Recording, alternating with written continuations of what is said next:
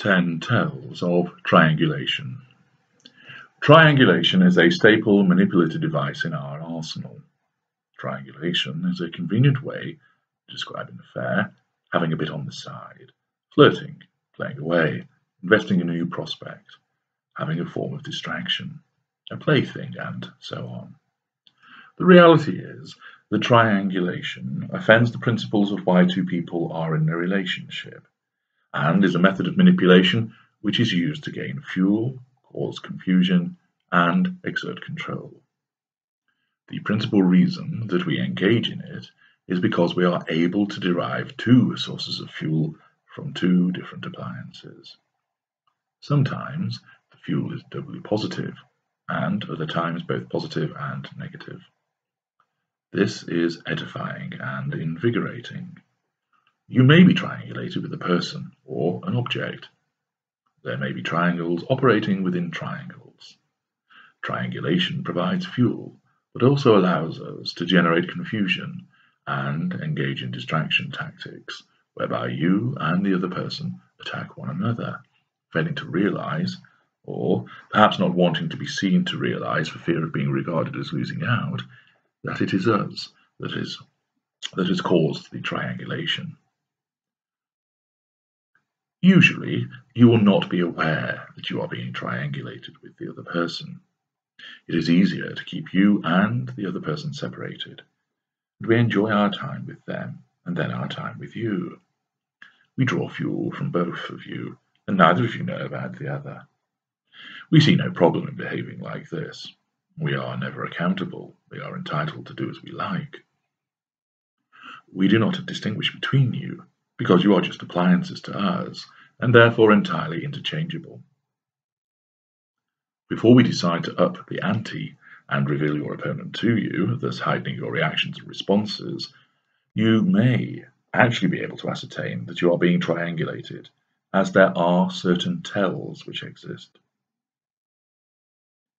These are more obvious amongst the lesser and mid-range of our kind, as since they lack the higher function to remember things that they have done or said, and therefore they occasionally slip up, revealing the tell.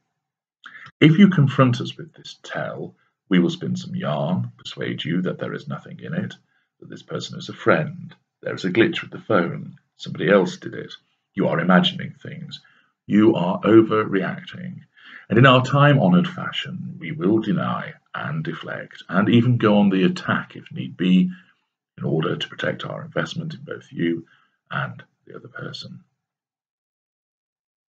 If you do see these tells, do not challenge us about them. You are only giving us a chance to draw fuel from you, confuse you, and worm our way out of the situation. If you see these tells, you now know what they mean. You are being triangulated. Here are 10 of those tells. Number 1. Our mobile phone will have duplicate messages. We send the same message to you and to the other person, often within seconds of one another. 2. We will buy you a duplicate gift, having already given it to you a week or so ago. 3. We will tell you something that we have already told you before, more or less word for word. Number 4. We will make reference to something you said, even though you have not said it. This is because the other person said it. 5. We will make reference to something we apparently did together, which you will not remember. This is because we did it with the other person. 6. We will call you by someone else's name. 7. You may hear us say things under our breath, such as, "She wouldn't do this," or "She would agree to do it." 8. We will fail to acknowledge you doing something for us, thinking that it was done by the other person, for instance, a surprise gift.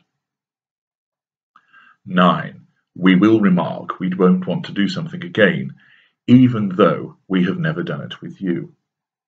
Of course, we did it with the other person. Number 10. We will ask a question which is out of context. For instance, asking how your dad is recovering when there is nothing wrong with him, because naturally it is the other person's father who is unwell.